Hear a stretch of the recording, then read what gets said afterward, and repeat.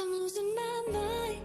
It don't Dato wanna con... love you. Muy Sweats bien, muy bien. me up like the ocean blue. Can't lie.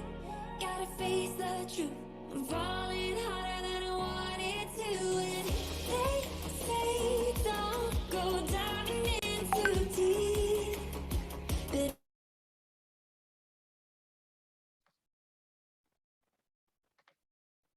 Buenas tardes a todas y todos. Les damos la bienvenida a la tercera clase del curso de actualización en Derecho de las Sucesiones, organizado por el Colegio de Abogados de Tucumán, la Escuela de Graduados del Colegio de Abogados de Tucumán, el Instituto de Derecho Sucesorio del Colegio de Abogados de Rafaela y auspiciado por la especialización en Derecho Sucesorio de la Facultad de Derecho de la Universidad Nacional de Rosario. Previo a dar comienzo a la exposición, pasamos a informarles algunas cuestiones organizativas. Recordamos que se entregarán certificados solamente a quienes hayan asistido como mínimo a 6 clases. Por cada clase se les enviará por mail un formulario Google que contendrá unas pocas preguntas de multiple choice sobre aspectos de la clase. Deberán contestar el formulario y de esta forma justificarán su asistencia a cada clase. Solo se registrará el presente de los que se encuentren inscriptos. Dicho formulario permanecerá abierto solo por 1 hora, contada desde que finalice la clase. Transcurrido dicho periodo se cerrará y no podrán justificar su asistencia al curso. Quienes no completen el formulario serán considerados como ausentes. Deben tener la precaución de completar el formulario respetando cada campo. Por ejemplo, donde dice apellido, colocar el apellido solamente y no el nombre, o donde dice nombre, colocar solamente el primer nombre y no el apellido, a los fines de que el sistema guarde las asistencias correctamente, ya que en caso contrario el sistema no va a reconocer sus asistencias. El formulario se completa y se envía una sola vez por cada clase. Les recordamos además que en Zoom deben identificarse con su nombre y apellido para que podamos darle ingreso a la clase, y deberán renombrarse si utilizan otro usuario de Zoom. Los datos de acceso al Zoom de cada clase serán enviados por los diferentes canales de comunicación. Cualquier duda que se les presente durante el dictado del curso, les recordamos que los canales de comunicación con la coordinación del curso son el correo electrónico posgradosucesiones@gmail.com o mediante Telegram. Para unirse al grupo, si lo desean, pueden hacerlo mediante el enlace que fue enviado a sus correos electrónicos y que copiaremos por el chat de este Zoom. Durante las clases podrán enviar chat por privado a las coordinadoras, quienes se encuentran en la sala identificadas con el fondo de pantalla del curso. Con el objetivo de una mejor optimización de la clase, durante la exposición no se podrán realizar preguntas verbales. Las mismas deberán hacerse en el formulario que se compartirá a través del chat de Zoom. Al finalizar el encuentro, se responderán algunas preguntas sorteadas al azar. Por último, recordarles que mantengan por favor sus micrófonos apagados durante la exposición. Ahora sí, iniciamos con la clase. Muy buenas tardes a todas y a todos. El tema correspondiente a la clase de hoy es petición de herencia y estará a cargo de la doctora Mercedes Urraco. La doctora Mercedes Urraco es abogada, especialista en Derecho Sucesorio por la Facultad de Derecho de la Universidad Nacional de Rosario, profesora en Derecho por la Facultad de Derecho de la Universidad Nacional de Rosario, profesora adjunta de Derecho Civil 6, Sucesiones en la Facultad de Derecho de la UNR, profesora asociada de Derecho Civil 6, Sucesiones en la Facultad de Ciencias Jurídicas y Sociales de la UCEL, docente estable de la carrera de especialización en Derecho Sucesorio de la Facultad de Derecho de la UNR. Ahora sí, doctora Urraco, la escuchamos.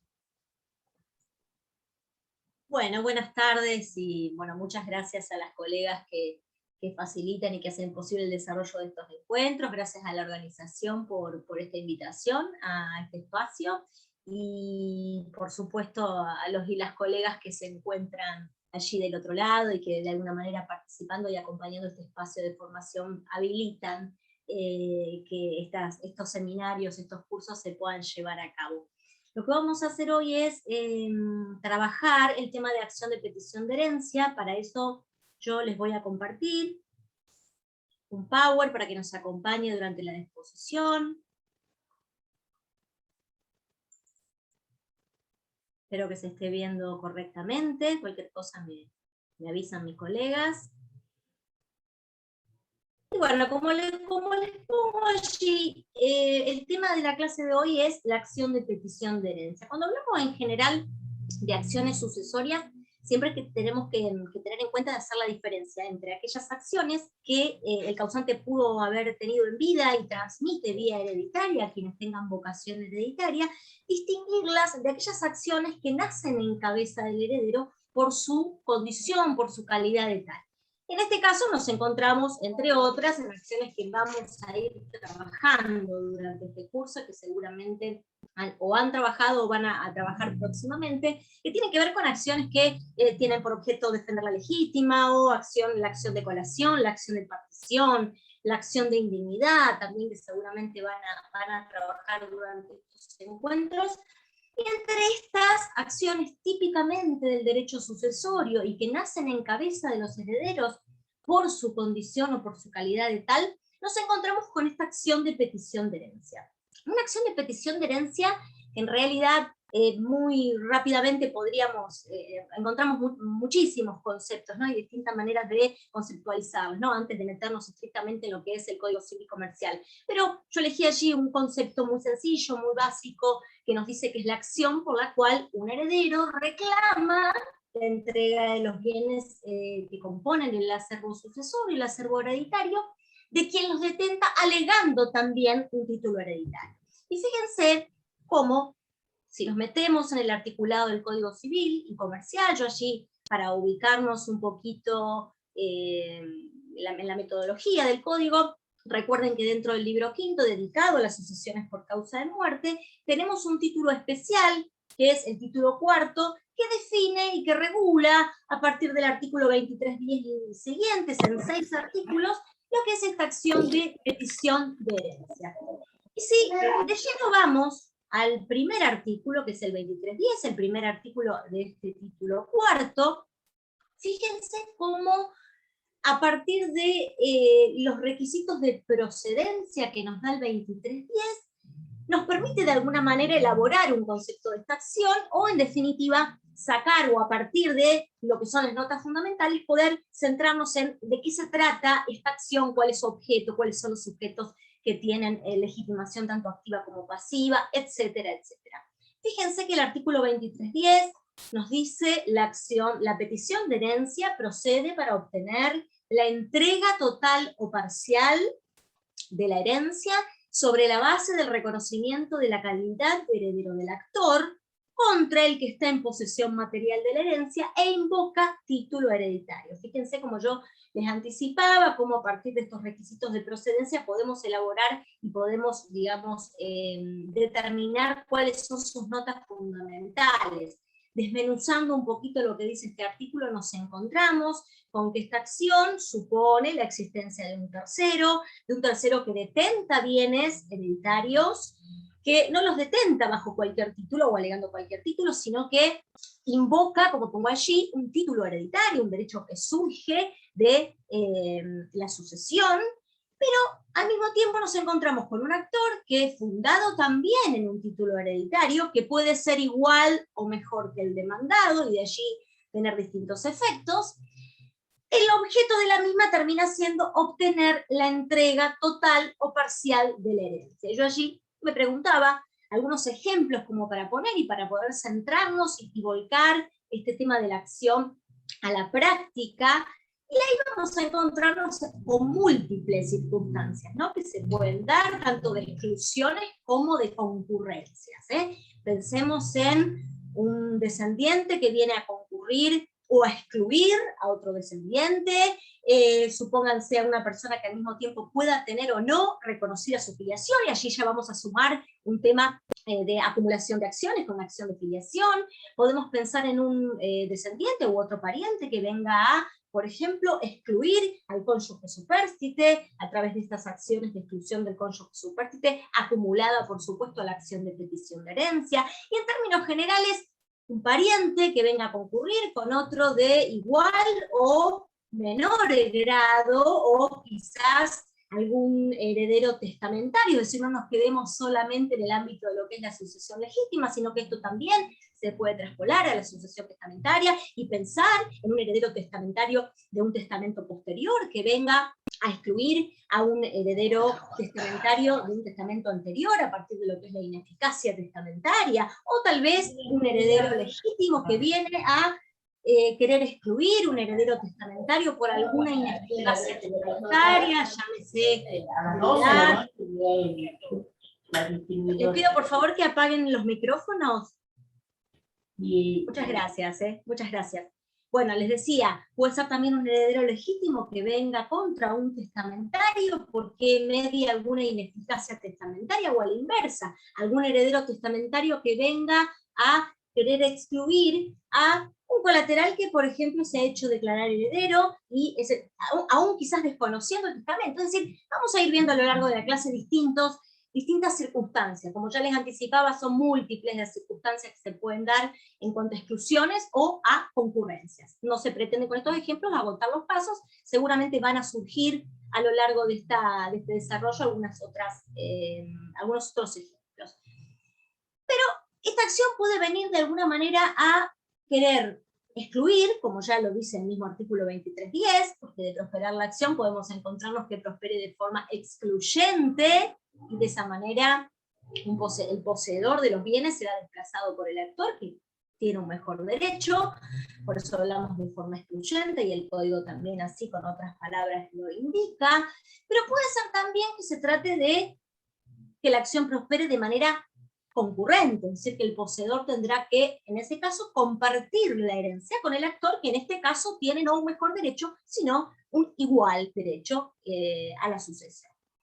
Algo que aparece importante en general es remarcar la diferencia entre esta acción de petición de herencia con la acción que conocemos como de reivindicación. Son acciones que tienen ciertas similitudes, básicamente porque en ambas la parte actora pretende que se le reconozcan derechos de propiedad sobre bienes, ¿no? En términos generales. Pero a poco que nos metemos un poquito en cada una de ellas, encontramos dos grandes diferencias.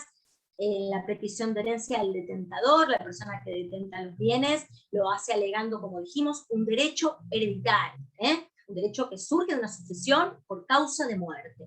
Mientras que, en el caso de la reivindicación, nos encontramos con una persona que detenta los bienes alegando un derecho no derivado de la sucesión. Algo que no es menor, y que los autores en general, la doctrina remarca el tema de la importancia de la cuestión probatoria en cada una de las acciones, ¿no? Mientras que en la petición de herencia lo que se prueba fundamentalmente va a ser el derecho hereditario, independientemente del dominio de los bienes, en la acción de reivindicación la prueba esencial se va a basar en el dominio de los mismos.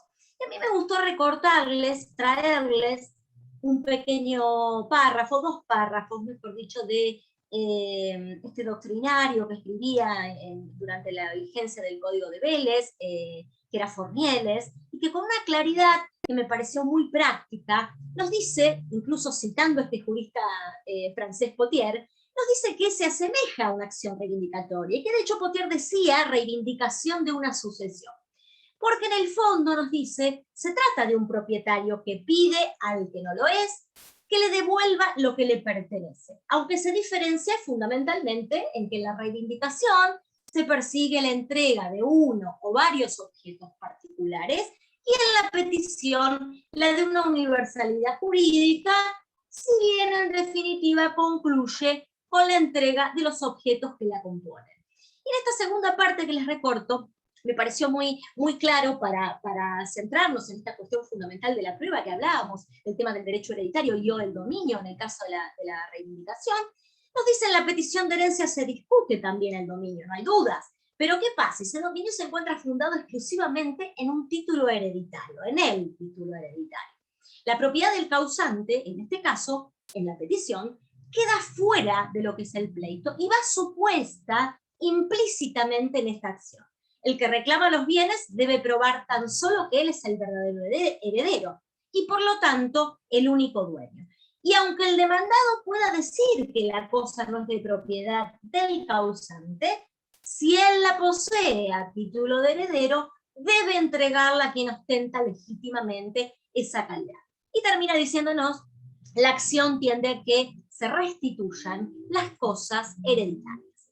Después vamos a volver un poquito con el tema de la la reivindicación en algunos aspectos, pero ya les adelanto, tengan en cuenta que es fundamental pensar en la cuestión del foro de atracción, ¿no? Cuando veamos el juez que entiende la acción de petición de herencia, va a ser el juez del sucesorio, porque allí funciona lo que conocemos como foro de atracción, mientras que en una acción de reivindicación irá al juez natural, queda por fuera de lo que es el juicio sucesorio, así que no es menor conocer y saber cuál es la acción que corresponde a los efectos de hacer valer nuestros derechos y en carácter de qué dice detentar los bienes este tercero que es demandado. Algo que me resultó también interesante a tener en cuenta es el tema de la oportunidad para ejercer la acción, la oportunidad para el ejercicio de esta acción en el tiempo. En primer lugar, yo les traigo allí una primera pregunta que nos dice ¿desde cuándo podemos ejercer válidamente esta acción? Creo que es lo que menos discusiones existe o menos dudas pueden acarrear, porque no es ni más ni menos que el momento que determina la apertura de la sucesión. Recordemos que las acciones sucesorias pueden iniciarse válidamente una vez fallecido o fallecida el causante o la causante. Vamos entonces recordar. Nunca está de más, algo que seguramente conocen, pero nunca está de más recordar que cuando hablamos de apertura de la sucesión, nos estamos refiriendo a ese momento en que la sucesión se defiere, en que la sucesión se transmite. Nos referimos a ese momento que marca el primer artículo dedicado en este libro quinto al derecho sucesorio por causa de muerte, que es el 2277, donde nos dice que la muerte es la que causa la apertura de la sucesión. Es decir, es ese concepto de fondo que no tiene que ver con el inicio del proceso sucesorio, que puede ser incluso muchísimos años después de ocurrida la apertura de la sucesión propiamente dicha, que repito, coincide con la muerte. Algo que sí puede generar, y que me parece que hay que aclarar algunos temas, es el tema de hasta cuándo podemos ejercer válidamente la acción. Allí, en primer lugar, nos encontramos con un artículo, que es el 2311, que nos dice expresamente que la acción de petición de herencia es imprescriptible. Un detalle que no es menor, porque no sé si todos recuerdan que el código anterior, el Código Civil velezano, no tenía aclarado este tema, no teníamos un artículo que así la define, ¿no? Que define este carácter imprescriptible de la acción.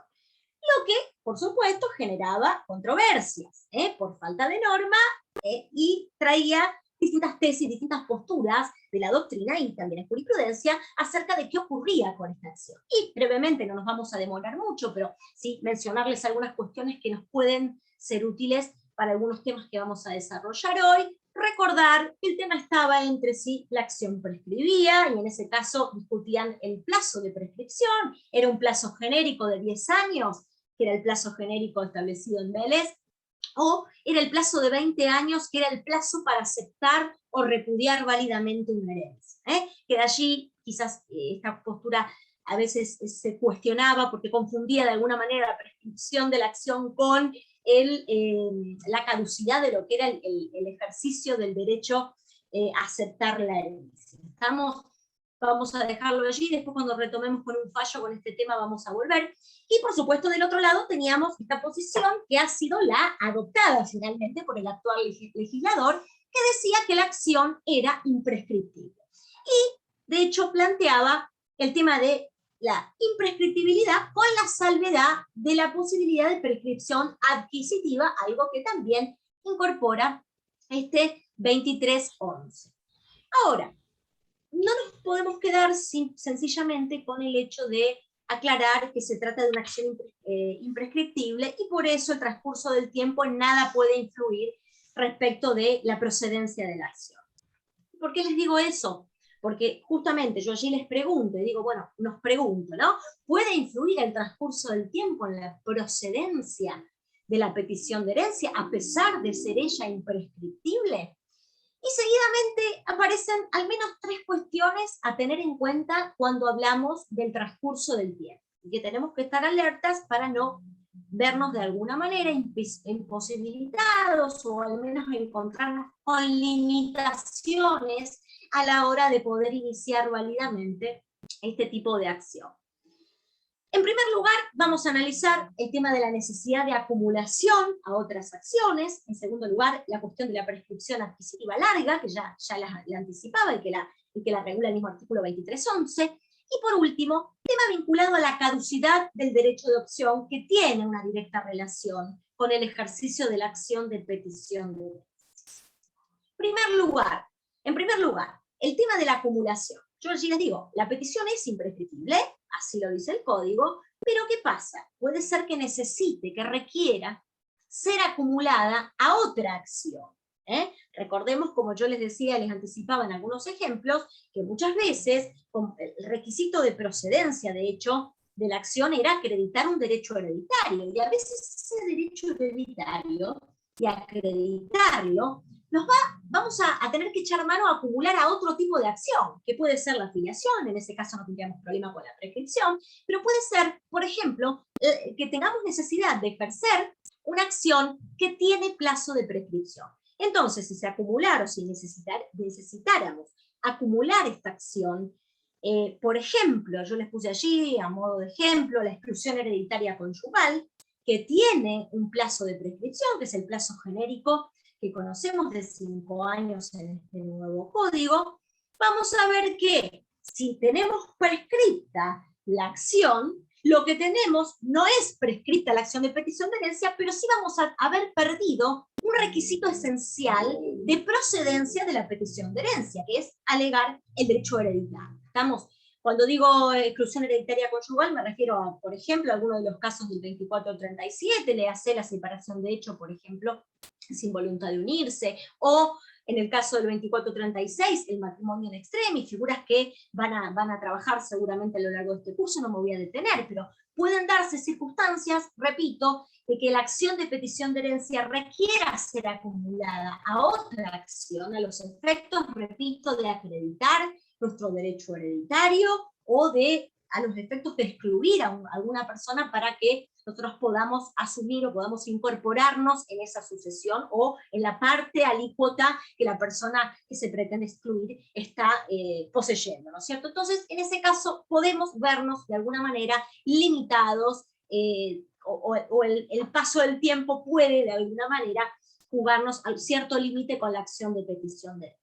En segundo lugar, el tema del paso del tiempo lo vinculamos a la prescripción adquisitiva, ya no liberatoria, porque la acción no tiene plazo de prescripción, pero sí puede ocurrir que la petición de herencia sea imprescriptible, pero, como ya nos decían estos autores que yo les cito, antes de la vigencia actual del Código Civil y Comercial, porque eran parte de la doctrina que sostenía la imprescriptibilidad de la acción, pensar que, si bien la petición es imprescriptible, la imprescriptibilidad deja a salvo la posibilidad de usucapión, como dicen allí esos autores, ¿no? Porque dicha acción no puede prosperar cuando se produce la prescripción adquisitiva de bienes que en ella se reclama. En ese caso, el actor ha dejado de ser propietario de esos bienes porque ya han sido adquiridos por otro por medio de la usucapión. Y fíjense que esto es lo que incorpora el mismo artículo 2311, ¿no? La petición de herencia es imprescriptible sin perjuicio de la prescripción adquisitiva que puede operar con relación a cosas singulares.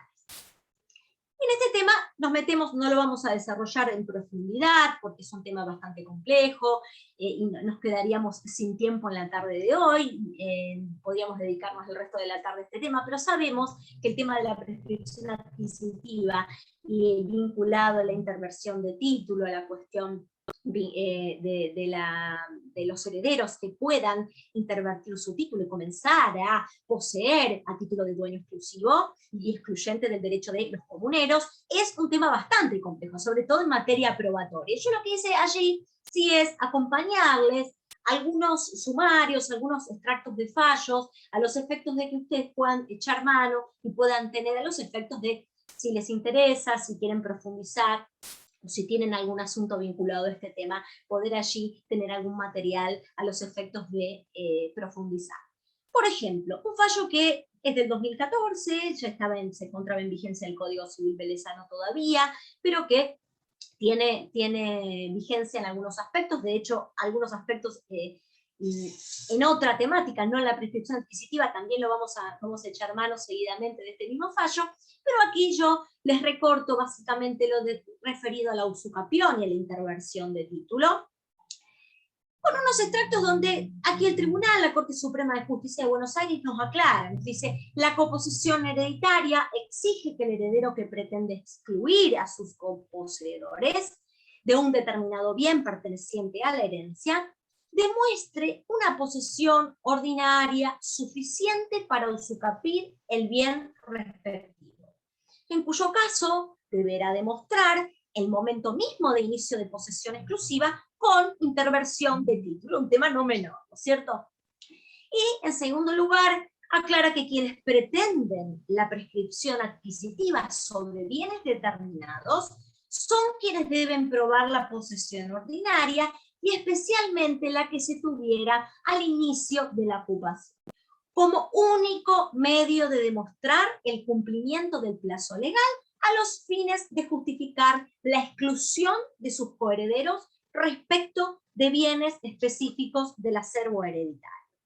Yéndonos ya a otros precedentes un poco más actuales, fíjense, Cámara Civil y Comercial de la provincia de Corrientes, año 2018, nos dice la hipótesis de los demandados de ser continuadores de la posesión con ánimo de dueños que hubieron de ejercer sus padres es refutada por la conducta llevada a cabo tanto por sus padres como los hijos demandados.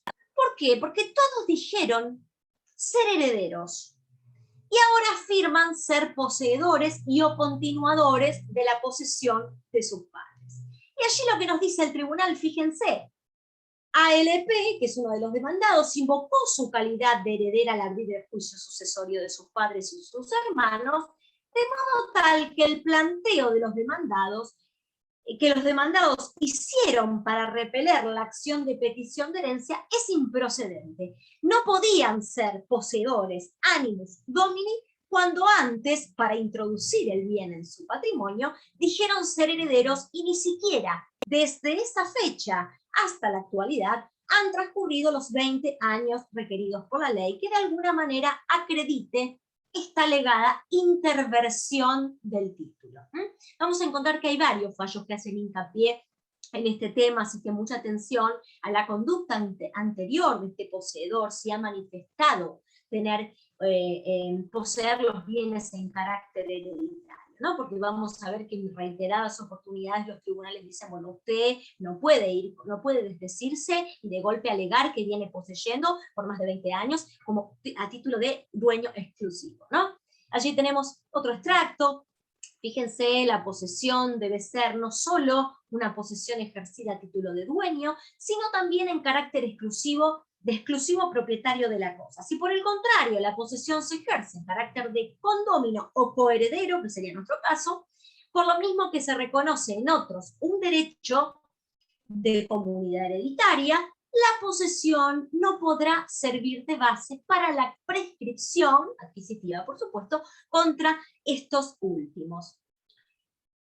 En otro extracto aparece también algo, reitera, digamos, una idea similar a la que vimos anteriormente, porque fíjense, durante la diligencia preliminar Monzón dice haber manifestado, tener vocación hereditaria de la dueña del inmueble. En litigio, al contestar la demanda, opuso la defensa de la prescripción adquisitiva. Así resulta aplicable la doctrina de los actos propios, que construida sobre la base primordialmente ética, sirve para descalificar actos que contradicen otros anteriores, en tanto una solución opuesta importaría restar trascendencia a conductas que son jurídicamente relevantes y plenamente eficaces. Y ya por último, en cuanto a este mismo tema, me resultó interesante traerles un caso bastante reciente, fíjense, de este año, de febrero del 2021, donde la Cámara de Apelación de San Nicolás nos plantea un rechazo de prescripción adquisitiva, alegando que el actor, si bien había vivido siempre en dicho inmueble, dado que allí vivían sus propios padres, quienes lo ocuparon con ánimo de dueño hasta su fallecimiento, debió probar la existencia de hechos verdaderamente inequívocos de actos positivos de voluntad capaces de revelar la interversión del título.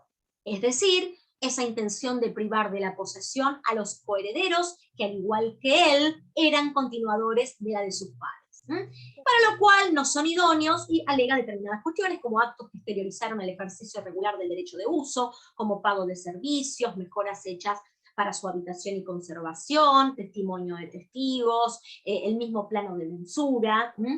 Y fíjense cómo termina también este fallo aclarando los actos de oposición que significan la voluntad de excluir al coposeedor, en este caso comuneros, deben ser lo suficientemente graves como para poner a aquel en conocimiento de la situación, de modo que éste pueda hacer valer sus derechos. La prueba de la interversión de título debe ser apreciada en forma restrictiva, pues el acto positivo de voluntad capaz de revelar la interversión no debe aparecer igual en su exteriorización que el propio ejercicio de un derecho que se acuerda por la ley precisamente por la condición de integrante de la comunidad hereditaria. Me pareció muy claro, me parecieron claros estos extractos del fallo como para acompañárselos, para que puedan de alguna manera recordar y por lo menos tener en cuenta allí algunos tips cuando nos metemos en un tema tan complejo, sobre todo en la cuestión probatoria de la prescripción adquisitiva.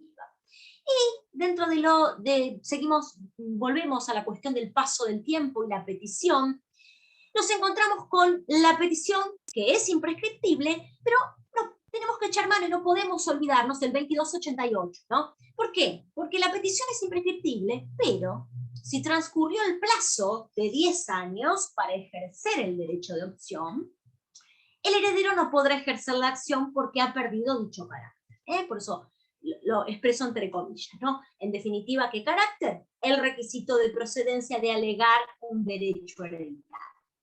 Para esto necesariamente tenemos que recordar muy brevemente lo que nos dice el 2288. Recordemos que el 2288 regula a la que llama caducidad del derecho de opción, que en definitiva es la caducidad del derecho a aceptar la herencia. ¿Por qué decimos esto? Porque luego de darnos un plazo de 10 años para aceptar o repudiar la herencia, inmediatamente nos dice que el heredero que no la haya aceptado en ese tiempo queda como renunciante, dándonos de alguna manera los efectos del silencio, los efectos de el no haberse manifestado durante ese plazo, que no nos daba, no sé si recuerdan, el viejo código, ¿no? Ese viejo código que a pesar de darnos 20 años para aceptar y repudiar, no dejaba en claro cuál era el efecto de haberse mantenido inactivo en cuanto a la aceptación o renuncia de la herencia, y que también daba lugar a diferentes posturas. Bueno, aquí el 2288 es muy claro, por lo tanto, caduca el derecho a aceptar la herencia pasados estos 10 años. Entonces aquí, necesariamente, tenemos que tener en cuenta que puede ocurrir que el heredero no haya aceptado ni expresa ni tácitamente en el plazo de 10 años. Y el heredero que no aceptó expresa o tácitamente la herencia en el plazo de 10 años, en principio, podrá iniciar la acción que es imprescriptible, perdón, que aceptó, ¿no? Si no lo hizo, recordemos, en segundo lugar se los pongo allí, la posibilidad de aceptar dependerá necesariamente que no haya transcurrido ese plazo de 10 años. Digo esto porque a lo mejor el heredero se pudo haber mantenido inactivo durante esos 10 años, pero ojo, puede haber realizado algún acto de aceptación tácita, tal vez no aceptó expresamente porque no inició el sucesorio, porque no hizo ningún tipo de manifestación expresa y clara acerca de lo que es la aceptación de la herencia, pero recordemos que la aceptación de la herencia puede darse también tácitamente. Si esto ocurrió durante el plazo de 10 años, podremos tranquilamente iniciar la petición que es imprescriptible por fuera de ese plazo. Ahora, si no lo hemos hecho, si no ha habido aceptación ni expresa ni tácita en el plazo de 10 años, vamos a ver que de alguna manera vamos a tener coartada la posibilidad de iniciar la petición de herencia. Reiteramos, no porque la acción de petición de herencia prescriba, pero sí porque nos va a faltar, como les ponía allí, un requisito esencial de procedencia, que es el carácter de heredero.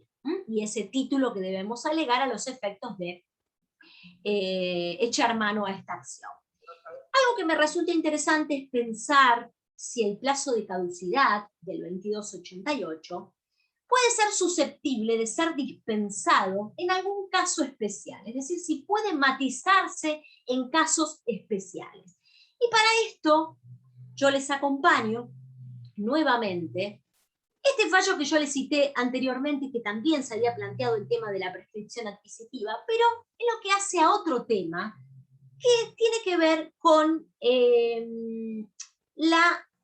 el reconocimiento de paternidad vinculado a la petición de herencia y el hecho de si había o no había caducado este derecho a aceptar la herencia. Y me resultó interesante, bueno, muy brevemente, ahora sí les planteo los hechos para el que no lo conoce. Recordemos, por un lado, el ACU lo que había planteado era hacer lugar a la acción de petición de reclamación de filiación por parte de la actora, pero la había declarado hija, ¿no es cierto?, del causante, pero por otro lado había rechazado la petición de herencia por considerar que había perdido el derecho sucesorio al dejar vencer el plazo del anterior 3313, que no era ni más ni menos que el actual artículo que estamos mencionando, simplemente que teníamos un plazo antes de 20 años. Contra este decisorio se interpone un recurso extraordinario, y la Suprema Corte de Buenos Aires revoca esta sentencia, hace lugar a la petición, y lo que nos dice es, en primer lugar, plantear una cuestión de prescripción, donde allí quizás podemos entrar en una cuestión un poco más confusa, porque allí se hablaba de prescripción o no prescripción de la acción de petición de herencia, recordando que el tema era más complejo aún, porque no estaba regulado el hecho de la imprescriptibilidad de la acción. Pero tengan en cuenta, la prescripción no corre, nos decía, contra derechos y acciones que aún no han tenido su nacimiento, cuando el ejercicio de la acción se encuentra condicionado previo al reclamo y obtención del emplazamiento en estado filial, cabe dispensar de la prescripción adquisitiva. Esto en principio no nos afectaría porque hoy en día no hablamos de prescripción de la acción, pero sí, en esta segunda parte que les comparto, y es el tema del derecho a optar por la aceptación o la renuncia, ¿no? Fíjense lo que en ese momento nos dijo el tribunal y que es de aplicación, entiendo que puede ser aplicado en la actualidad, ¿no?, con las diferencias, ¿no es cierto?, de regulación, aún teniendo artículos distintos con algunas cuestiones diferentes. La sentencia de filiación, si bien es declarativa del vínculo paterno-filial, que ya existía sin esta, no hay dudas, es constitutiva en punto a su objeto, al atribuir el título de la filiación, y no es posible sostener el vencimiento del plazo para ejercer el derecho de opción para aceptar o repudiar si antes el pretendido heredero no ha sido reconocido en tal calidad, que nos dice este tribunal. Claramente esta persona, si no tenía el título de hijo, no tenía una filiación reconocida, mal pudo echar mano a su derecho de optar entre la aceptación de la renuncia, ¿cierto? Y seguidamente nos dice, quien pretende invocar su vocación hereditaria en la sucesión de su padre fallecido, debe encontrarse emplazado en el estado de familia respectivo. Si el emplazamiento familiar no se obtuvo, impropio sería vincular a una persona con el llamamiento de la herencia correspondiente a otra, a la que no está ligada por un vínculo. La consecuencia extensiva que cuadra otorgar al silencio heredero no es postulable en estos supuestos. Me pareció interesante, repito, porque si bien es un fallo que se dio lugar durante la vigencia del Código Civil de Vélez, creo que en lo que hace al tema de matizar o poder replantearnos si este 2288 es susceptible de dispensarse en algún caso especial, y que no es menor, que es el caso de, por ejemplo, una afiliación no reconocida, pueda ser útil y aplicable la doctrina que surge de este fallo. En cuanto a la competencia de la acción, vamos a centrarnos en algunos aspectos que tienen que ver, en primer lugar, con el juez competente. No es ni más ni menos que el juez del sucesor. el 2336, entre las acciones que nos refiere, deben entablarse ante el juez del sucesorio, nos habla de la petición de herencia. Y aquí tenemos que aclarar que será el juez del sucesorio el ponente para entender en esta clase de acción, ya sea que trate de una acción autónoma o de una acción acumulada a otra, ya sea que medie o no partición de la herencia. Esto es algo importante teniendo en cuenta que son, pero uno de los casos en que el foro de atracción subsiste más allá de acto es el caso de la acción de petición de herencia que va a es competente aún de la parte del juez del sucesor. Algo también a tener en cuenta es que se trata de un juicio separado, es decir, recordemos que necesitamos una traba de litis y prueba que son ajenas al proceso sucesor. Y me detengo 2 minutitos en esto, que es recordar este objeto del proceso sucesorio, que seguramente ustedes lo han trabajado, lo van a trabajar, pero que no podemos perder de vista. El proceso sucesorio no es o no tiene miras, de alguna manera, dirimir conflictos o de alguna manera resolver controversias en sí mismo. Recordemos que se encuentra fundamentalmente al servicio de legitimar o constituir relaciones jurídicas. Abierto el sucesorio, sabemos que pueden, y de hecho se presentan en más de una oportunidad, controversias, litigios, pero estos no deben ser dirimidos en el marco del proceso sucesorio. Recordemos que ha sido claro el artículo 2335, que nos define de alguna manera cuál es el objeto del proceso sucesorio, y más allá de ese artículo me interesa remarcar, les traigo también allí un extracto de un fallo que me parece que lo expresa más que claramente a este tema, ¿no? Nos dice el proceso sucesorio es de jurisdicción voluntaria, por lo que no se puede decidir en él ninguna controversia, su contenido es solo el reconocimiento de que su vínculo con el causante para ser en razón de ello admitido en calidad de heredero. Le está vedado, entonces, atacar la posible vocación de los demás, lo que obviamente podrá hacer, pero no otro juicio que tendrá que establecer separado. Con debida prueba, que se sigue, el tribunal dice, por ejemplo, la acción del por separación, la impugnación de paternidad y la consiguiente exclusión de hijos, y en definitiva la petición de herencia y la modificación que venga a tener dentro de lo que es el juicio sucesorio posteriormente una declaratoria de heredero. Pero sin dudas que la acción de petición de herencia junto a las acciones, muchas veces tendremos que pensarlo, los efectos de aclarado, pues fundamentalmente, como dijimos, la necesidad de traba de litis y la prueba, que son ajenas al proceso sucesorio propiamente dicho. En cuanto al trámite de la prueba, bueno, tengamos en cuenta que eso tenemos que se trata de tiene que ser un juicio que lo posible permita una amplia probatoria, ¿no? Por lo tanto entendemos que el juicio sería el ordinario. ¿Qué debe probarse? Bueno, de acuerdo a las circunstancias del caso pueden darse distintas situaciones, pero básicamente subvención hereditaria unida a el derecho hereditario que será mejor o igual que el demandado, ¿no? Y allí yo les puse algunas circunstancias de acuerdo al caso en el que estamos abordando, ¿no? Porque puede haber una necesidad de hacer algo por nulo, por en ese caso yo pongo la nulidad, de alguna manera un heredero testamentario, pónganse en el lugar de colaterales que quieren ingresar a la sucesión de esa persona que ha designado por testamento a su sucesor, o una causal de exclusión hereditaria, como hemos visto, conyugal, etcétera, ¿no? La posesión material de los bienes también forma parte de lo que debe pasar, es la posesión de los bienes en cabeza del demandado y que los mismos integran el acervo hereditario. Y por su parte, el demandado, por supuesto que tendrá que acreditar extremos que obstaculicen las pretensiones del actor, que en definitiva será su mejor derecho. Y algo que me resultó interesante remarcar, que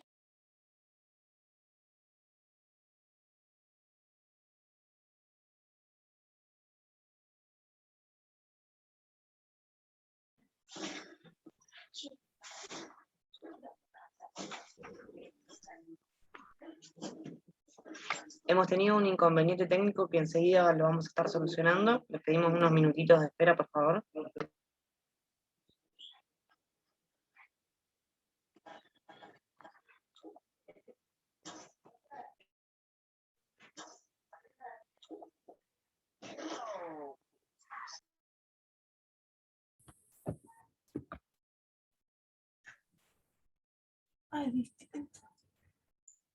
Hace 10 minutos que el audio está entrecortado. Sí.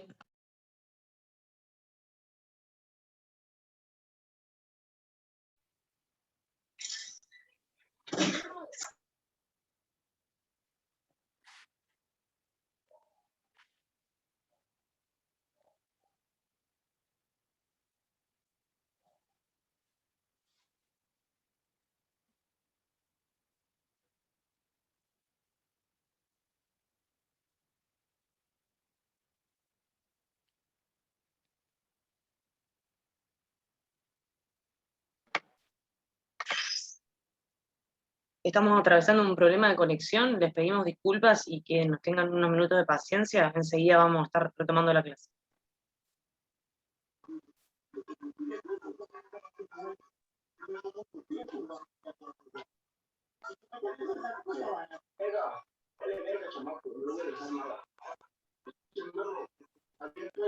Hola. Hola, ¿sí me escuchan? Sí, perfecto, Marta. Sí, perfecto.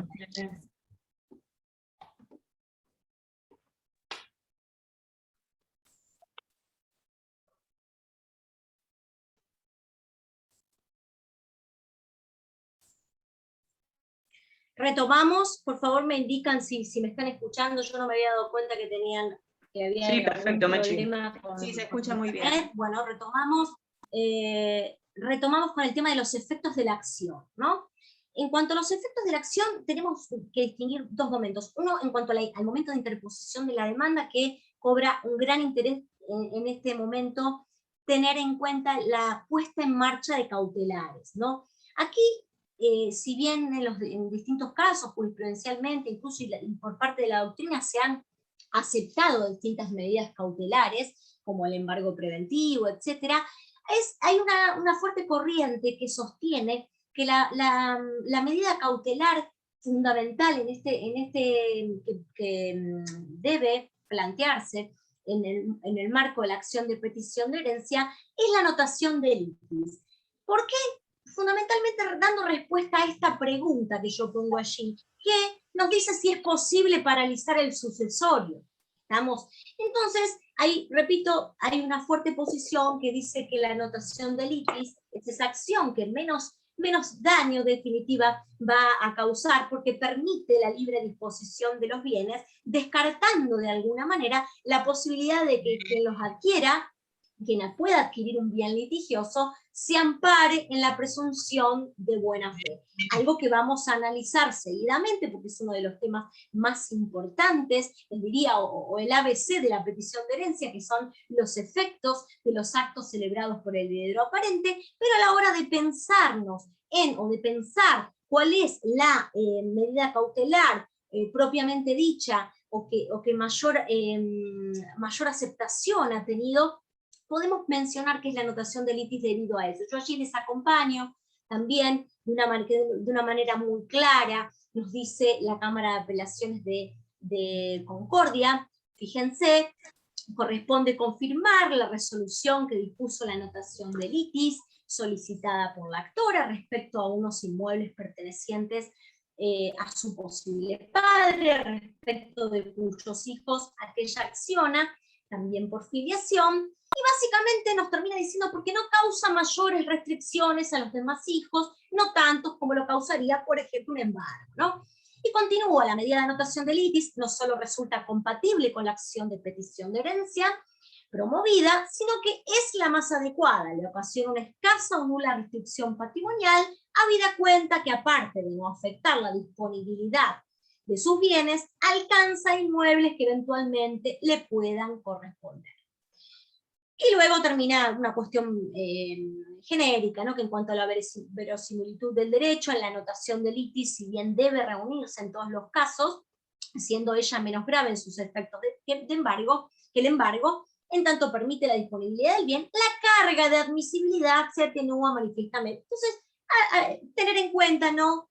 Tener en cuenta este posicionamiento. Recordemos que existen y han sido aceptadas otras medidas cautelares en el marco de la petición de herencia, pero me resultó por ahí interesante acompañarles esta postura en cuanto a la medida cautelar. Y ahí, ahora sí, lo que vamos a hacer es centrarnos ya sí en los efectos de la acción, ya en un segundo momento, que es pensándonos cuando la sentencia ya ha hecho lugar favorablemente a nuestra acción de petición de herencia. Y allí lo que aparece es el desplazamiento del heredero aparente por el heredero real, ¿no? En términos generales, en todo o en parte. Pues vamos a ver de acuerdo si el heredero real viene a concurrir o viene a excluirlo. Y aparecen dos grandes cuestiones, como yo les decía, que en definitiva es el ABC de la acción de petición de herencia, que son, por un lado, la relación entre heredero aparente y heredero real, y lo que tiene que ver con la obligación de restitución y su mayor o menor extensión. Ya vamos a ver cómo vamos a medir eso y cómo lo regula el código. Y por otro lado, de gran interés, son los actos que celebró este heredero aparente con terceros durante su apariencia de derecho, ¿no? Cuando hablamos de heredero aparente, cuando yo allí les traigo algunos conceptos en términos genéricos, creo que lo que nos dice Pérez La Sala, colocándonos allí algunos ejemplos, ya lo hemos dicho, ¿no? Pero a grandes rasgos, el heredero aparente es la persona que se halla en posesión de los bienes comportándose como heredero real sin serlo, dice en virtud de un título idóneo en abstracto para adquirir la herencia, pero ineficaz en concreto. Y allí les planteé algunos ejemplos que ya quizás hemos visto, testamento que luego se declara nulo, o si se basa en un grado de parentesco hábil para recibir la sucesión, pero que se torna ineficaz por existir parientes más próximos, etc. Y Zanoni, de una manera muy práctica, muy sencilla y corta, define al heredero aparente como el sujeto pasivo de la acción de petición de herencia, que es lo que estamos ni más ni menos desarrollando en este encuentro. Independientemente de esta cuestión conceptual, no quería dejar afuera algo que a veces genera dudas y de hecho ha llegado a la jurisprudencia y ha sido manifestado incluso en el marco de un fallo. Por eso yo allí les traigo de la Cámara de Apelaciones de Gualeguaychú.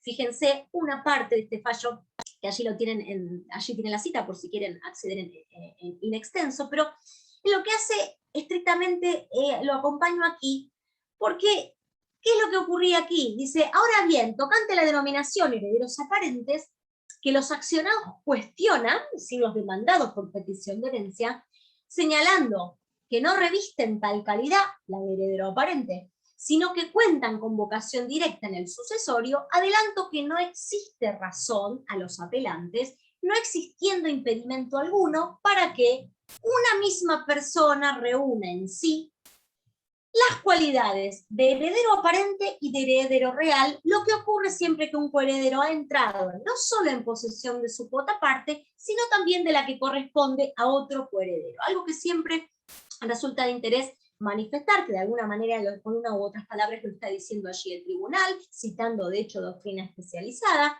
Fíjense que cuando hablamos de heredero aparente, no necesariamente nos están refiriendo a esa persona que entró en posesión de los bienes y luego es absolutamente excluida de esa sucesión, sino que también nos estamos refiriendo a esa persona que es excluida en parte de sus derechos hereditarios. Estamos aquella persona que ha sido demandada para concurrir en la sucesión. Estamos porque ha venido alguien de igual derecho. Allí, que es lo que sostenían estos herederos, no se deja de ser heredero aparente, porque aquí la apariencia de derecho no es absoluta, pero la apariencia está puesta en lo que yo aparenté respecto de los derechos que tenía en esa sucesión. Por eso el tribunal me dice que en definitiva aquí la apariencia era aparentar que tenía una cuota parte determinada que en definitiva luego fue menor, porque vinieron otras personas a concurrir a esa sucesión. ¿Estamos? Entonces, esto es importante porque más allá de las cuestiones teóricas, y si es heredero aparente o no es heredero,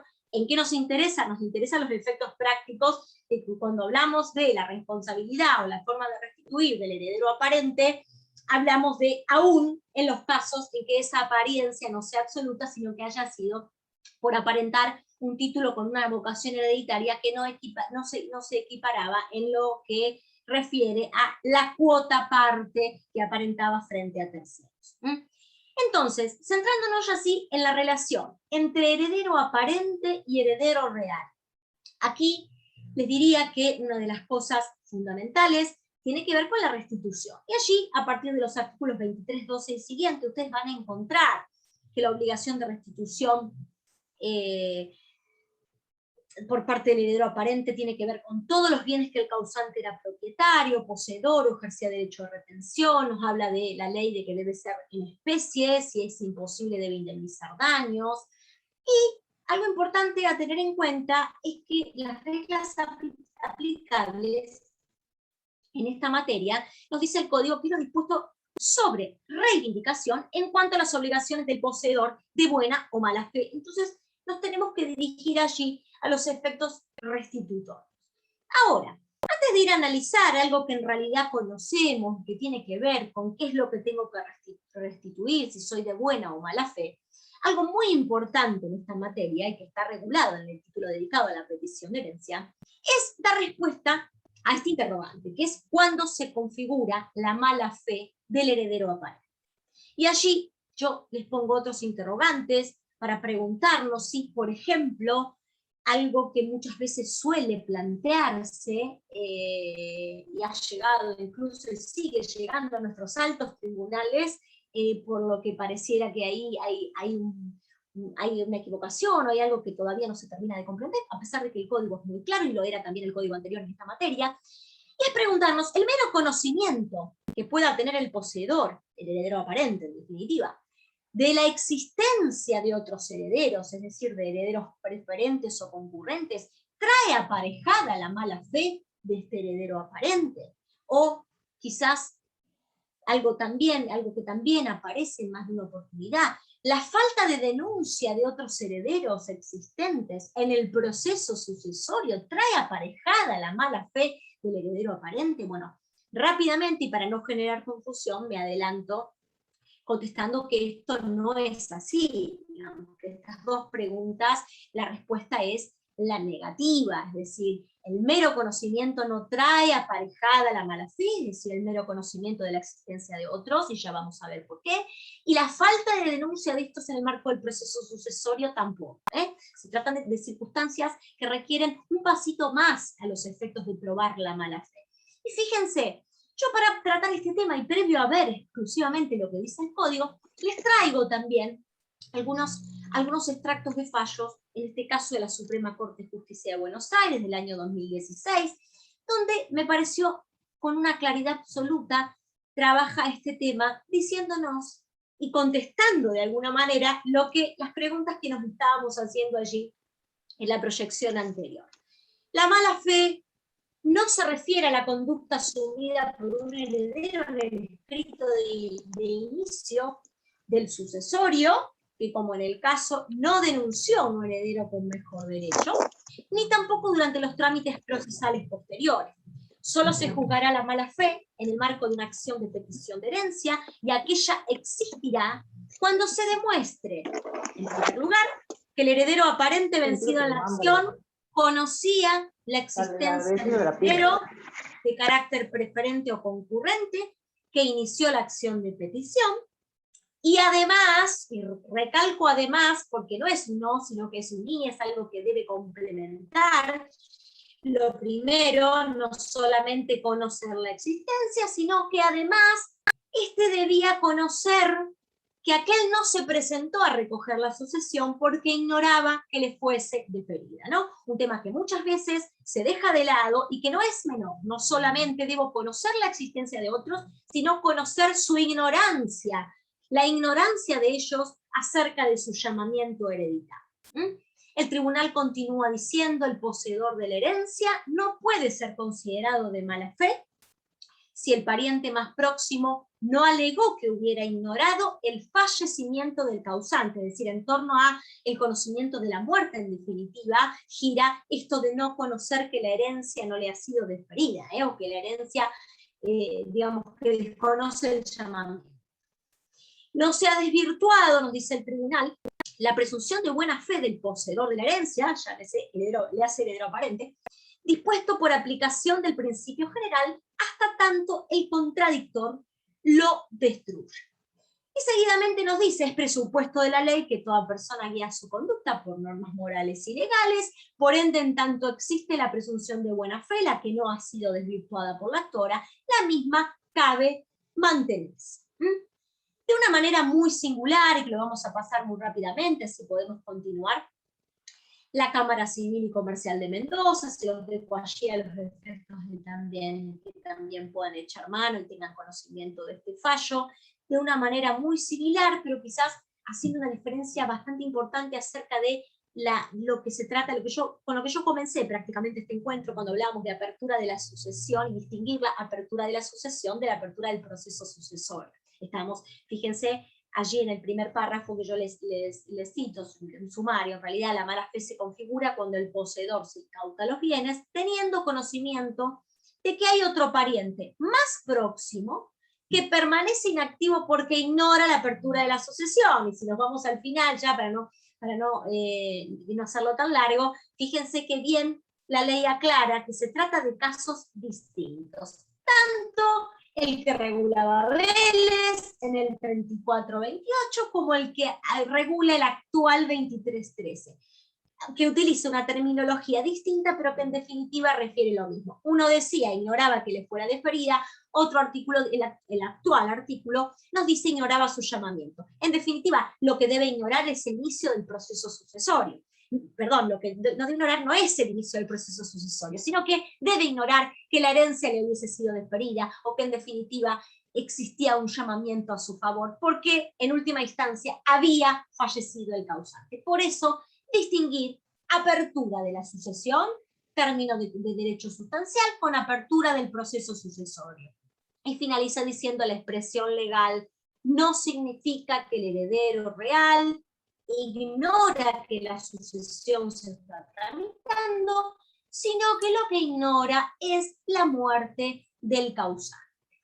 De alguna manera, como para resumir lo que muy bien han dicho los tribunales, les voy a compartir acá este pequeño cuadro. Recordar 23.13, última parte, es poseedor de mala fe el que conoce o debió conocer la existencia de herederos preferentes o concurrentes que ignoraban su llamamiento. Entonces, la mala fe acarrearía mala fe el conocer no solo la existencia de otros, con igual o mejor derecho, sino su ignorancia respecto del llamamiento. ¿Estamos?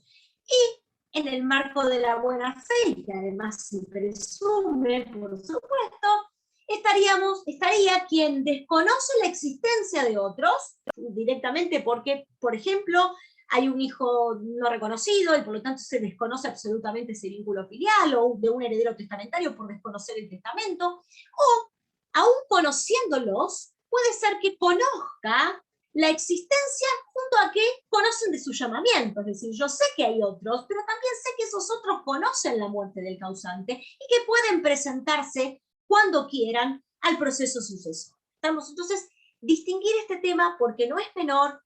Como yo les anticipaba, el Código de Vélez de una manera muy similar refería a el tema de la mala fe, es decir, que no nos encontramos con una figura que haya cambiado sobremanera. No obstante, se siguen reproduciendo en el marco de los juicios y las discusiones en los tribunales, este tema de querer probar la mala fe del otro, aunque no se acredite que la persona del actor no conocía o desconocía en definitiva la muerte de la persona. Y la mayoría de los fallos aparece remarcado esta cuestión. Usted conocía la muerte, bueno, no puede alegar que el otro tenía mala fe. ¿Estamos? Yo aquí, muy brevemente, y para dejarlo a los efectos de poder dejar el interrogante, ¿no? en esta materia, porque ustedes ya hay una figura que puede vincularse en el medio de lo que estamos charlando, pero que ustedes la van a analizar en un encuentro posterior, así que no lo voy a profundizar, pero sí me interesaría ante esta posibilidad de desconocimiento de la muerte. Me gustó pensar el tema de si podría entrar a jugar alguna otra figura, es decir, si hay un pariente que desconoce la muerte, que se pueden dar por distintas circunstancias, ¿no? Porque puede existir, y de hecho existe a veces en el marco de una familia, donde puede haber un cierto blindaje respecto de ciertos parientes a quienes se le oculta información, etc. Pero también puede darse que ese desconocimiento de la muerte surja de un vínculo inexistente por parte de, por ejemplo, un descendiente respecto de sus ascendientes, o algún pariente respecto de...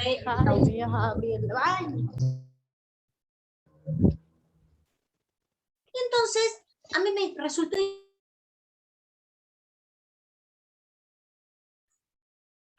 me resultó interesante plantearles el tema de cómo podría plantearse o cómo podría ingresar aquí el tema de la indignidad, la figura de la indignidad, en el marco de una petición de herencia.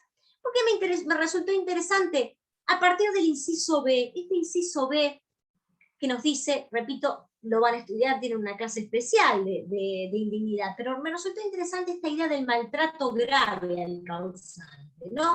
Esta causal que fue incorporada, una nueva causal genérica que incluso para algunos casi que acaba con la taxatividad por la amplitud que tiene el hecho del maltrato grave.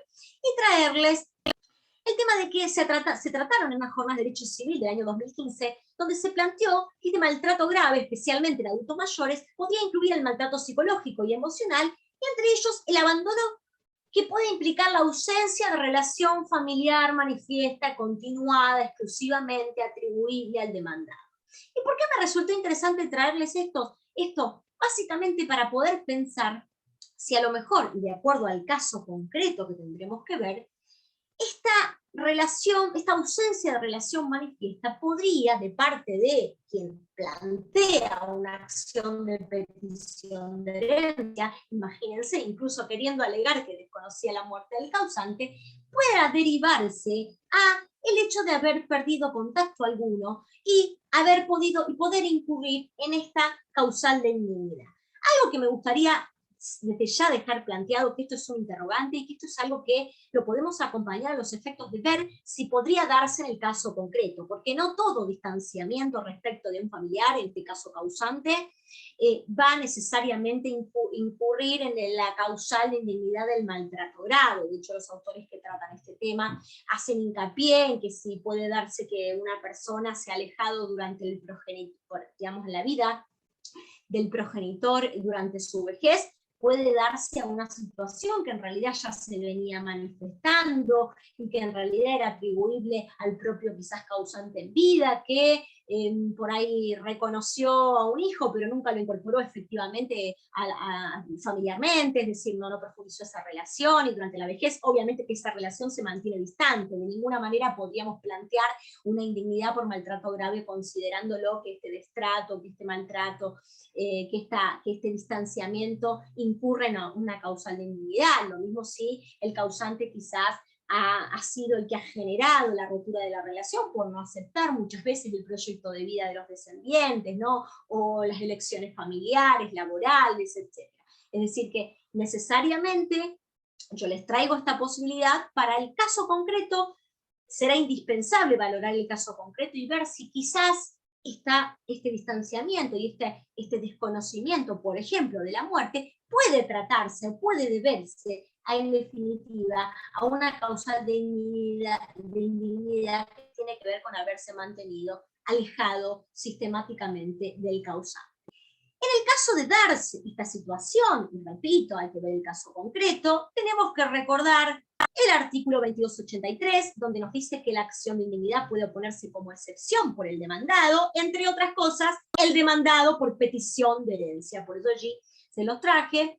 Y también recordar que la caducidad del derecho a excluir por indignidad no caduca en el caso del demandado por el indigno en caso de petición de herencia, que puede plantear la indignidad en todo el tiempo. O sea, a lo mejor ténganlo presente como una posibilidad de echar mano a una acción de indignidad, en el caso de que se encuadre en alguna de las causales previstas en el código. Yo les traje aquí la posibilidad de plantear un maltrato grave, ¿no? Pero ténganlo previsto, porque el mismo artículo que regula la causalidad del derecho a plantear la indignidad, 2288, nos plantea esta situación, y el mismo 2283 nos habla del demandado por petición de herencia que puede oponer la indignidad y lo puede hacer en todo tiempo. Resumiendo esta idea, el heredero demandado por petición de herencia puede oponer la indignidad del reclamante como defensa si se produce su indignidad. ¿Qué es lo que le ocurre? El accionante es excluido y considerado un extraño, careciendo de legitimación para exigirle concurrir con él o desplazarlo a través de la acción de petición de herencia. Continuamos ahora sí con el tema de la buena o mala fe y sus efectos. Se aplican, habíamos anticipado ya esto, idénticas soluciones al poseedor de buena o mala fe. Yo allí les cito algunos de los artículos que pueden echar manos para este tema. No vamos a profundizar demasiado. Tengan en cuenta que aquí hablamos de los frutos y cómo deben restituirse, lo mismo que ocurre con los productos o las mejoras y acrecentamientos.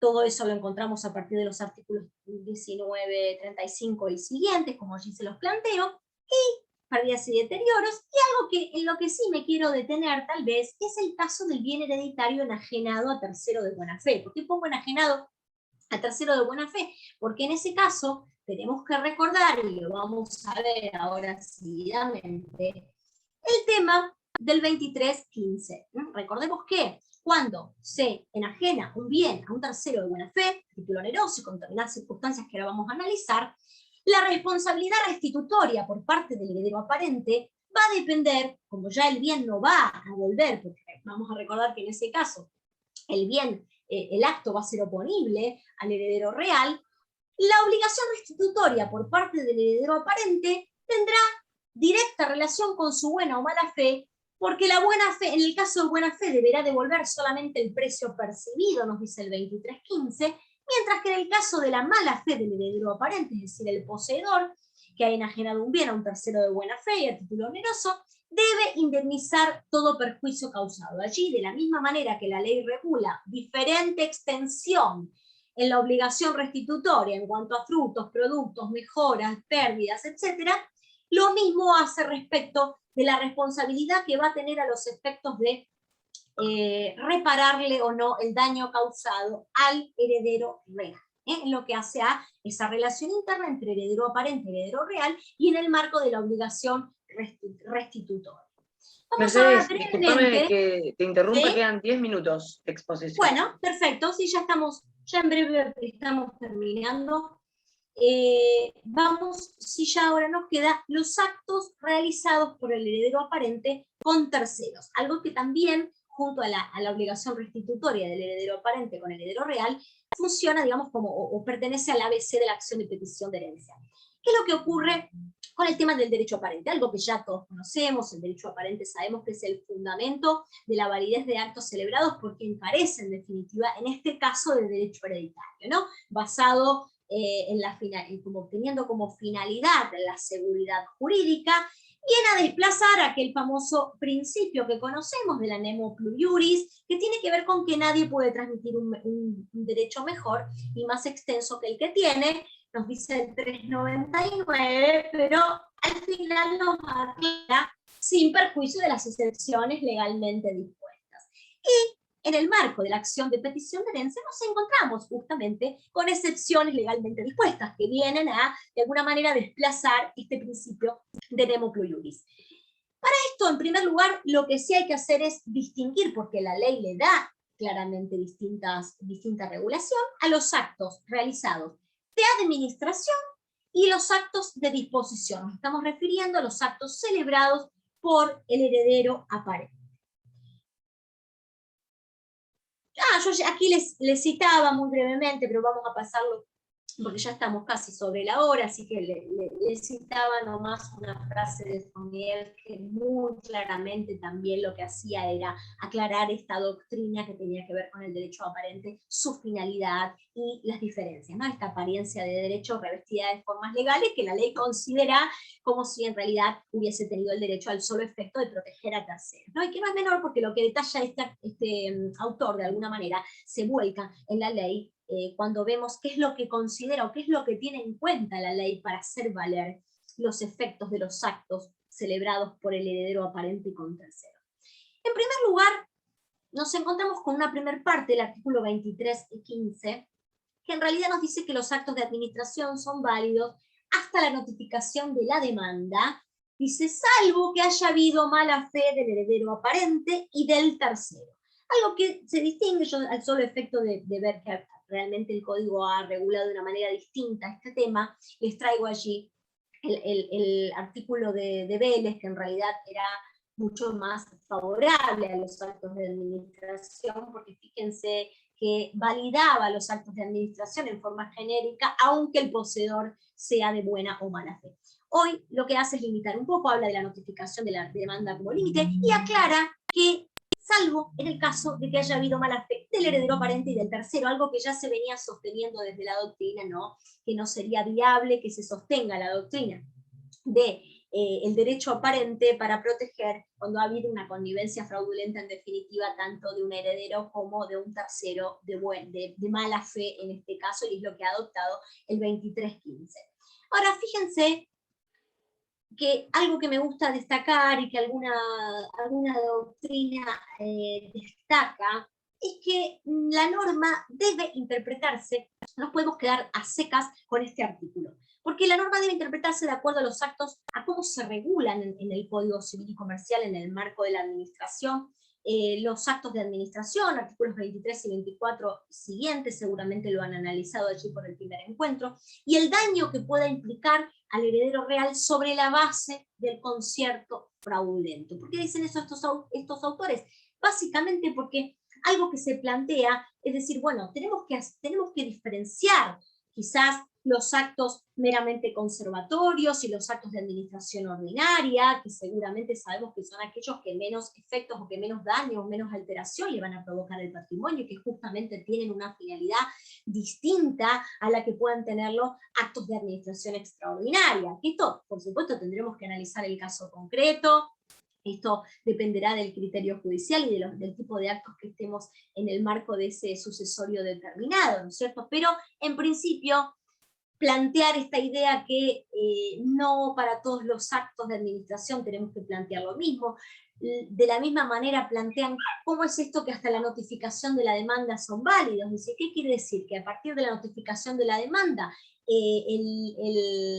digamos, el acervo sucesorio queda a la deriva, porque ningún acto de administración va a ser válido. Bueno, poder vincular o poder plantear estas cuestiones y no ser tan absoluto aclarando o afirmando que todo acto de administración luego de la notificación de la demanda no va a ser válido, y que en definitiva solamente van a caer también a lo que aclara la parte final cuando exista una connivencia fraudulenta, es decir, en definitiva una mala fe tanto del heredero aparente como del heredero real.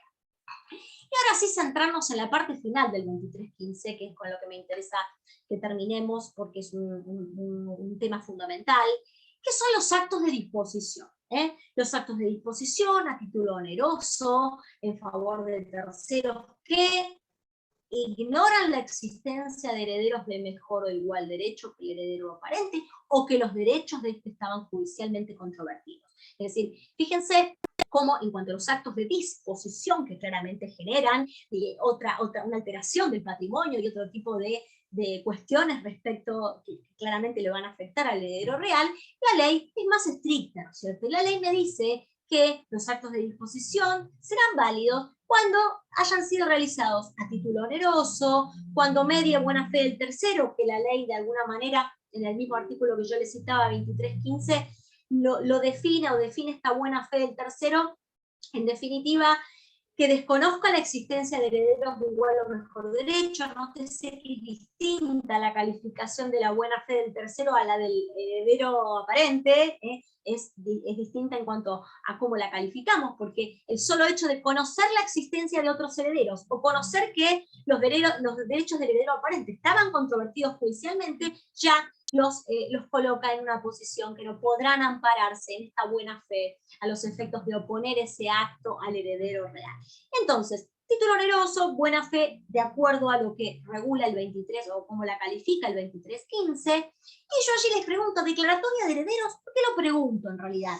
En realidad no hay dudas que se requiere declaratoria de herederos para poder plantear y efectivamente de alguna manera considerar que hemos hecho una adquisición y nos consideramos terceros de buena fe. Pero ¿qué es lo que ocurre? El código anterior, en la reforma del código anterior, estaba incorporado expresamente este requisito, ¿no?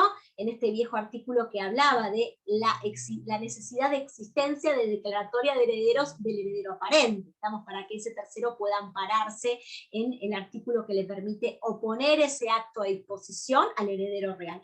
Bueno, el artículo actual no lo plantea, pero en términos generales, a pesar de no aparecer regulado expresamente en este artículo, la doctrina sostiene que esto surge de otro artículo, de otro artículo y que tiene que ver con hacer una interpretación sistemática de cómo funcionan los actos de disposición junto con la necesidad de declaratoria de herederos. Uno de los fundamentos que plantean desde la doctrina es el hecho, por ejemplo, del 2337, sobre investidura. Recordemos que el 2337 nos habla de la investidura de pleno derecho, pero que aún los herederos forzosos que tienen investidura de pleno derecho necesitan declaratoria de herederos, es decir, que les sea reconocida judicialmente ese título, a los efectos de transmitir bienes registrables. ¿Estamos?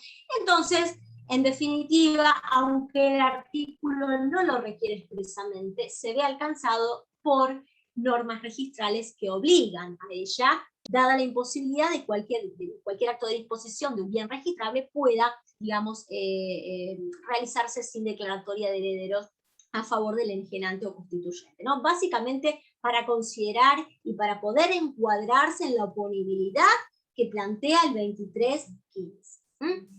Resumiendo entonces, si se cumplen estos tres requerimientos, título oneroso, buena fe del tercero, que por supuesto se presume, y debe ser en todo caso acreditado lo contrario, y me dio esa enajenación o ese acto de disposición con declaratoria de heredero por parte del disponente, el acto es oponible al heredero real, quien podrá dirigirse contra el heredero aparente para recuperar el precio o exigir también la reparación de todo daño causado, por supuesto esto de acuerdo a si es de buena o mala fe. Esto lo vinculamos al artículo anterior que estábamos analizando, a la primera anterior que estábamos analizando, que es el propio 2315 que nos refiere a el reparar daños cuando se es de mala fe, siempre pensando en el heredero aparente. ¿Estamos? A los efectos de hacer un cierre respecto de esto, bueno, yo les traje aquí algunas cuestiones que les vamos a pasar. Sí me interesaba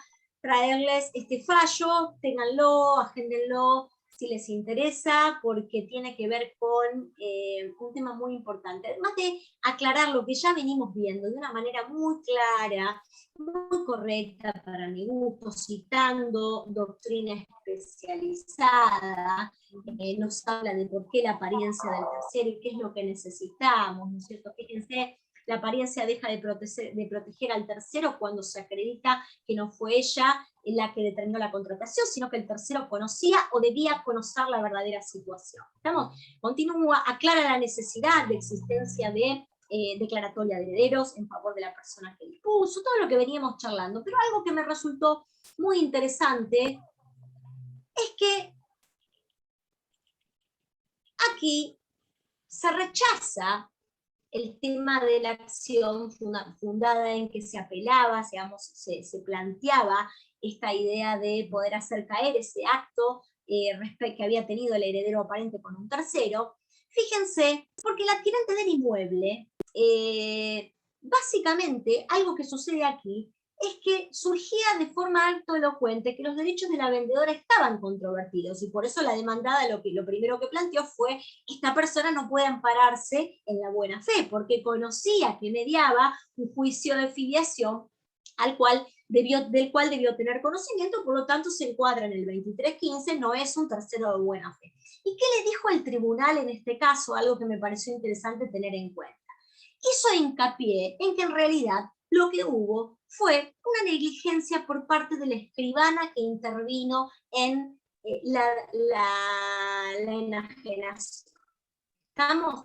¿Por qué? Porque de hecho la llaman, fíjense, ese déficit o error objetivamente inexcusable no le es imputable al accionado, sino exclusivamente atribuible a la escribana interviniente al incumplir una obligación implícita a su función, que tenía que ver obviamente con hacer un análisis de títulos, en definitiva. Y ¿qué cosa? Informarle, en este caso no se trataba de análisis de títulos, sino que simplemente existía una controversia, un litigio que de alguna manera le impediría a este tercer adquirente ampararse en el ámbito del artículo 2315. Pero en este caso, fíjense, no le permitió ampararse en el mismo y dejó toda la responsabilidad en el marco de la responsabilidad profesional.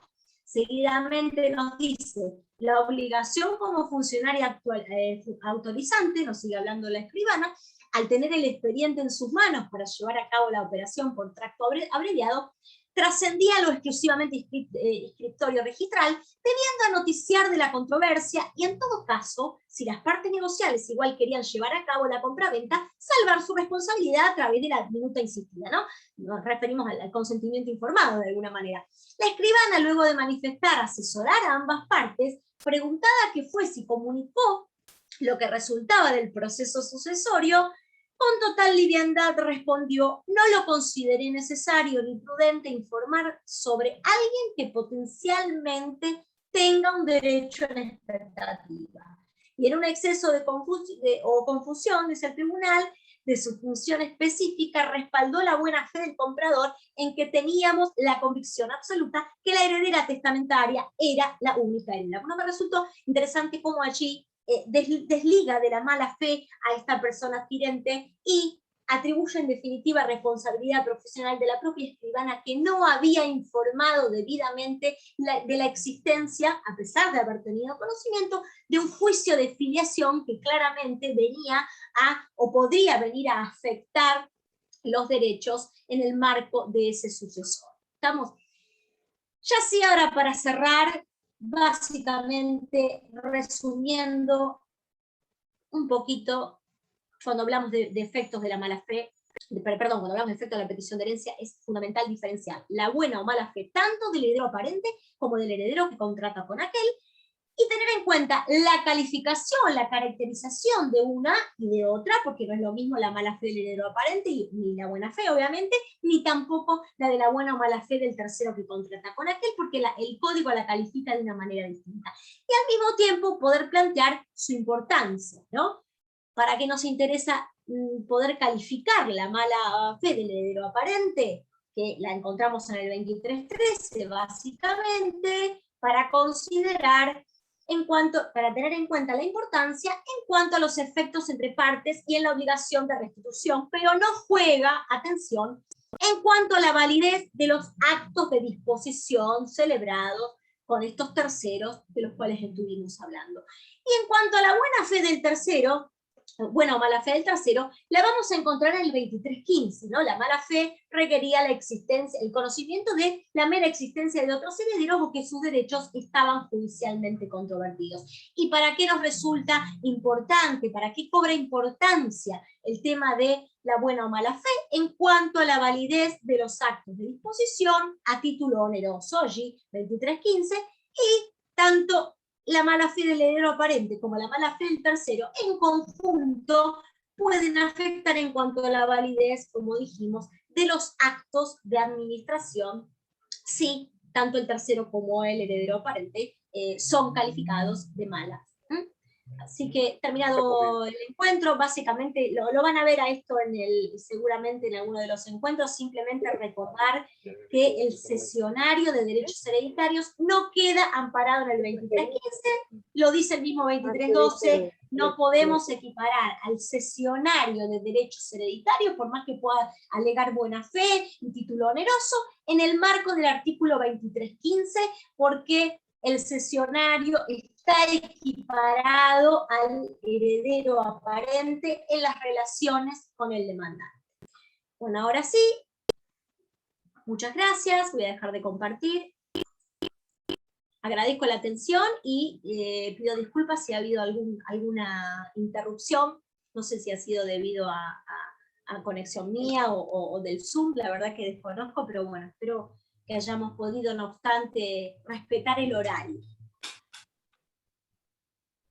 Mercedes, si te parece, lo que podemos ir haciendo es leer algunas preguntas.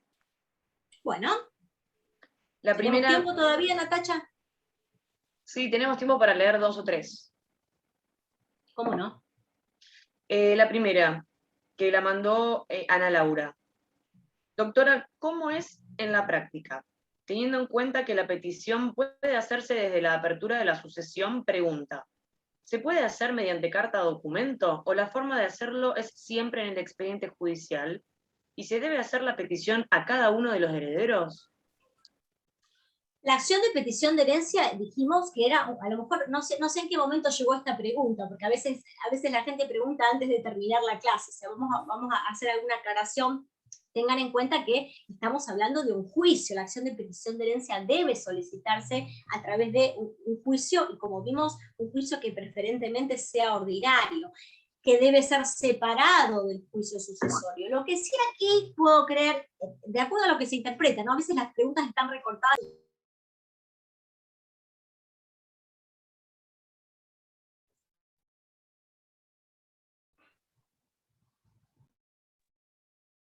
Mercedes, estás en silencio. No sé por qué se me cierra el micrófono, no lo cierro yo, a lo mejor se cierra automáticamente.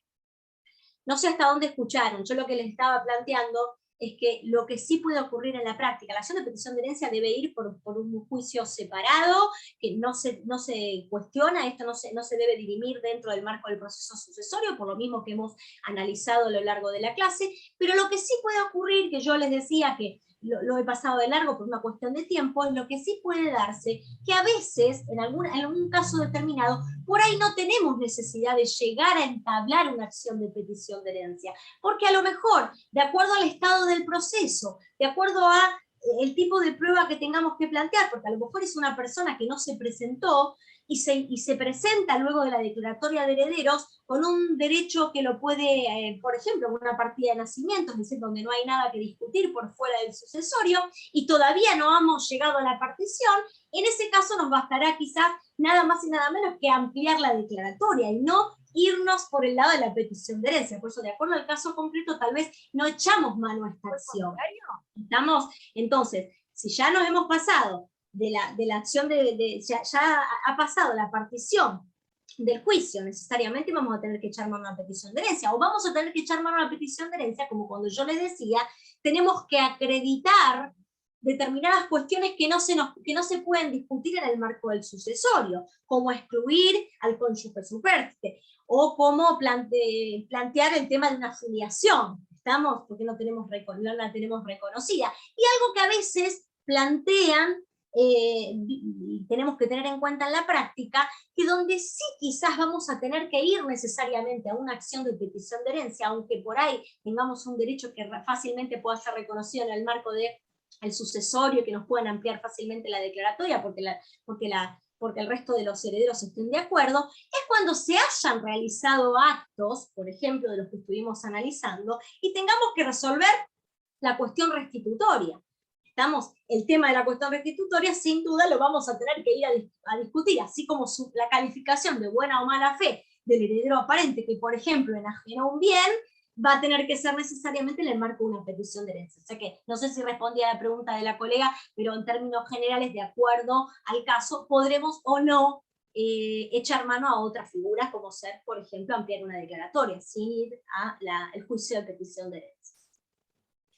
Mercedes, otra de las preguntas que nos hace Emilce es si puede vencerse la acción de petición de herencia por el paso del tiempo con un usucapión en manos de otro de los herederos.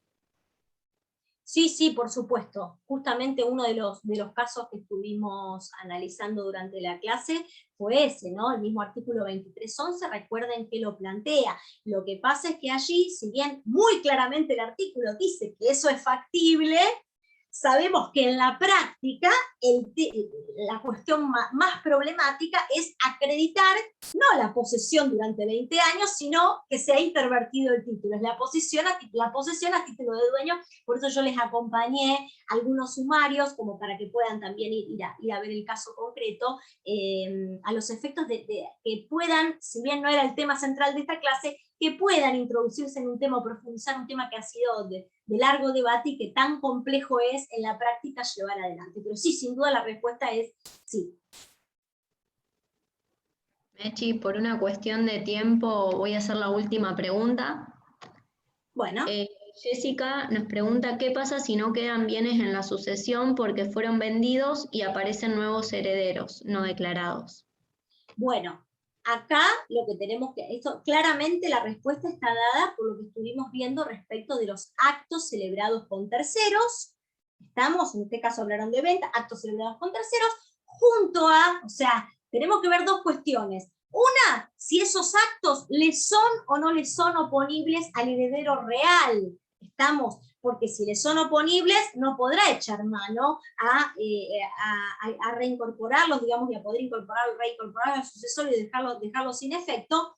¿Por qué? Porque si son de buena fe los terceros, esos actos, dijimos, son oponibles. Pero otra cosa que sí nos va a quedar siempre, salvo que nos encontremos obviamente con un heredero quizás insolvente, ¿no? Es que el heredero responda. Y como bien dijimos, ¿cómo responde el heredero que enajenó, supónganse, el único bien de la sucesión? Que en muchos de los casos, incluso que estuve compartiendo en la jurisprudencia, se da esa situación, ¿no? El único bien fue enajenado.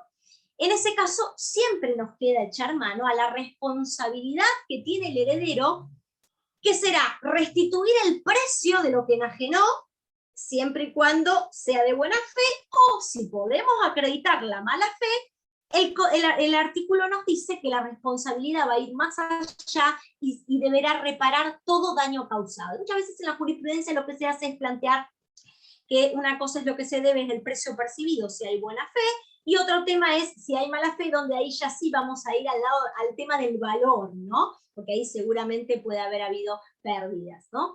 Así que básicamente sí, siempre nos queda, y por algo yo les planteé ese cuadro final, porque necesariamente el 23.13 y el 23.15 se vinculan entre sí, y ambos tenemos que echar mano en el juego. En el juego de una cosa es si el acto que se celebró es válido o no, y eso depende del tercero y su buena fe, y la otra es qué me debe el heredero aparente que enajenó ese bien, para los efectos de poder hacer valer mis derechos.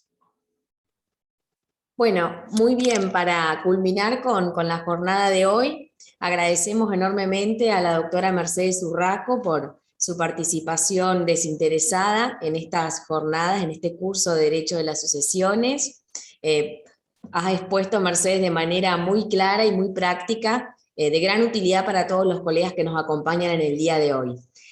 Agradecemos también a todos los participantes, a quienes se sumaron en el día de hoy, y aprovechamos para recordarles que la clase número 4 se dictará este jueves 12 a las 18 horas, estará a cargo de la doctora María del Carmen Negro, y el tema sobre el cual va a disertar es Principios y Elementos del Derecho Sucesorio. Tengan todos muy buenas noches. Muchas gracias, buenas noches. Hasta luego, buenas noches a todos. Chao, muchas gracias a todos. Muchas Buenas gracias a tardes. todos. Buenas Una noches. consulta, ¿dónde se puede ver la charla grabada?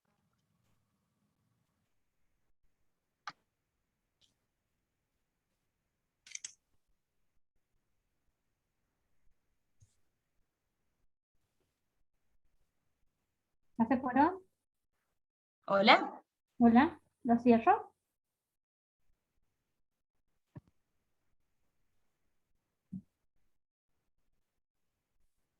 Hola, no abre el link todavía. No lo puedo abrir.